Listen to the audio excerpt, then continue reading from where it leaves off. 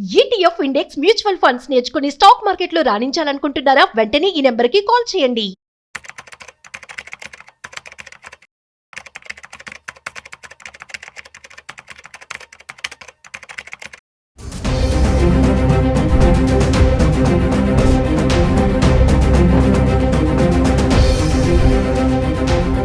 Hi viewers, India's largest digital media network Suman టీవీకి స్వాగతం. ప్రస్తుతం మనతో ఉన్నారు చార్టర్డ్ వెల్త్ మేనేజర్ రమా రాజేష్.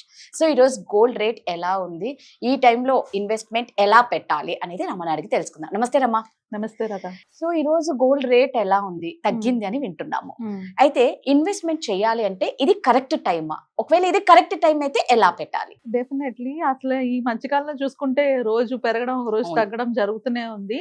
సో ఈ రోజు గోల్డ్ ప్రైస్ చూసేటప్పటికి మనకి 10 grams కి 1,23,570 రూపీస్ అయింది. అంటే 1,220 రూపీస్ నిన్నటితో పోల్చుకుంటే తగ్గింది ఇవాళ gold price.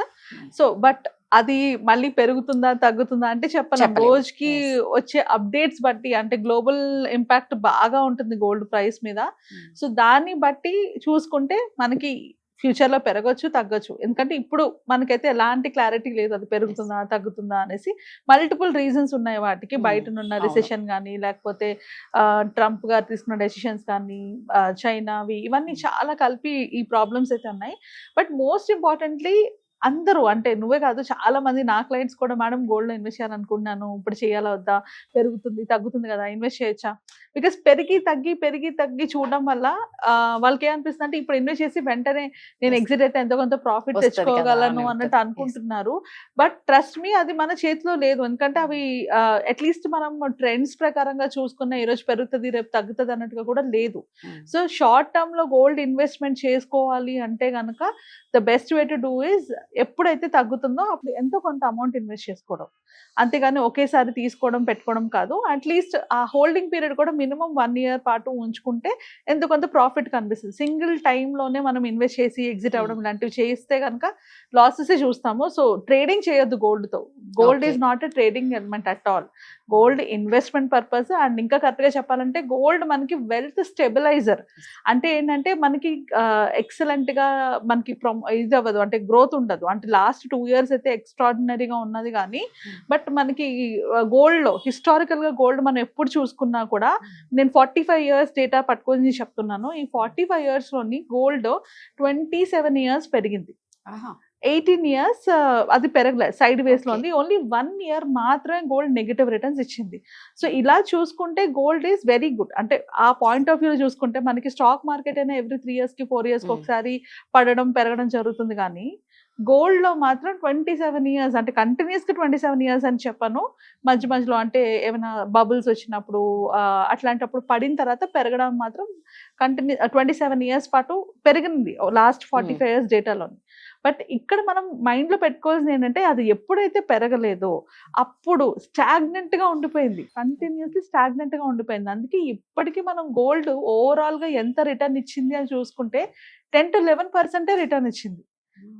So that is why మనం గోల్డ్ని ఒక ప్రాపర్ ఇన్వెస్ట్మెంట్ వెహికల్ కింద ఎప్పుడు చూడకూడదు. కానీ మన పోర్ట్ఫోలియోలో గోల్డ్ ఉండడం వల్ల నెగిటివ్ రిటర్న్స్ని అది మినిమైజ్ చేయగలదు. మన పోర్ట్ఫోలియో, మన వెల్త్ని స్టెబిలైజ్ చేయగలదు. ఆ పాయింట్ ఆఫ్ వ్యూలో గోల్డ్లో ఇన్వెస్ట్ చేసుకోవాలి. ఆ పాయింట్ ఆఫ్ వ్యూ వరకే మీ గోల్డ్ ఇన్వెస్ట్మెంట్స్ ఉండాలి. మిగిలినవి ఎట్లాగో, అంటే ఇన్వెస్ట్మెంట్ కాకుండా మిగిలిన వాటికైతే టైం అవన్నీ మనం చూసుకో. మ్యారేజ్ ఉంది, ఖచ్చితంగా తీసుకోవాలంటే తీసుకోవాల్సిందే. బట్ ఇన్వెస్ట్మెంట్ పర్పస్ మనం ఎప్పుడైనా గోల్డ్ పెట్టుకోవాలనుకునేటప్పుడు మైండ్లో పెట్టుకోవాల్సింది, గోల్డ్ నుంచి ఎక్కువ రిటర్న్స్ రాదు. ఎందుకంటే అది ఒక 1 year ఇప్పుడు 70% పెరిగిందంటే ఫ్యూచర్లో, అంటే ఇప్పుడు హైలో ఉంది, ఇప్పుడు బుల్ రన్లో ఉంది, గోల్డ్ బుల్ రన్లో ఉంది అంటే అది మళ్ళీ పడుతుంది కంపల్సరీగా. ఆ ఫేజ్ కంపల్సరీ వస్తుంది. ఆ వచ్చినప్పుడు అది స్టెబిలైజ్ అయిపోతుంది. ఒక 4, 5, 6 years పాటు మీకు ఏం గ్రోత్ కనిపించదు. అలాంటప్పుడు ఏం జరుగుతుంది, ఇప్పుడు వచ్చిన రిటర్న్స్ అన్ని యావరేజ్ అవుట్ అయిపోతాయి కదా. సో అందుకే గోల్డ్లో పెట్టుకోవాలి అనుకుంటే మైండ్లో పెట్టుకోవాల్సింది దాని నుంచి వెల్త్ క్రియేషన్ కోసం కాదు, బట్ అది మీ పోర్ట్ఫోలియోకి స్టెబిలిటీ ఇవ్వడానికి ఖచ్చితంగా యాడ్ చేసుకోవాలి. కాబట్టి లాంగ్ టర్మ్ పాయింట్ ఆఫ్ వ్యూలోనే గోల్డ్లో ఇన్వెస్ట్ చేసుకోవాలి అని అడిగితే, షార్ట్ టర్మ్ కన్నా కూడా లాంగ్ టర్మ్ పాయింట్ ఆఫ్ వ్యూలోనే ఇన్వెస్ట్ చేసుకోవాలి. ఆ ఇన్వెస్ట్ చేసుకునేది కూడా మనం ఎట్లా మైండ్లో పెట్టుకోవాలి, ఇప్పుడు రైట్ నౌ గోల్డ్ పీక్స్లో ఉంది. సో లాంగ్ టర్మ్లోని గోల్డ్ పీక్లో ఉన్నప్పుడు ఇన్వెస్ట్ చేసుకుంటే ఖచ్చితంగా మీకు అది అంటే మళ్ళీ పడినప్పుడు కరెక్ట్ అయ్యేటప్పుడు మీకు అది కనిపించదు గ్రోత్.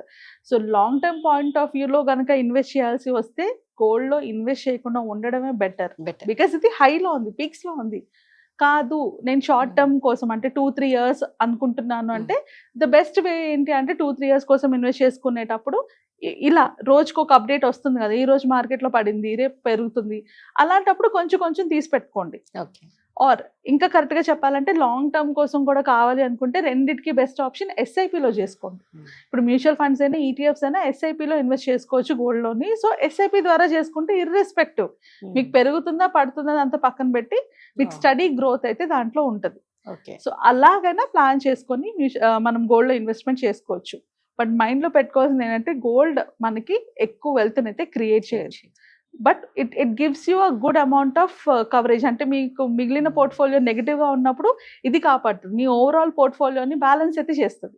సో అందుకే గోల్డ్ అనేది కంపల్సరీగా ఉండాలి.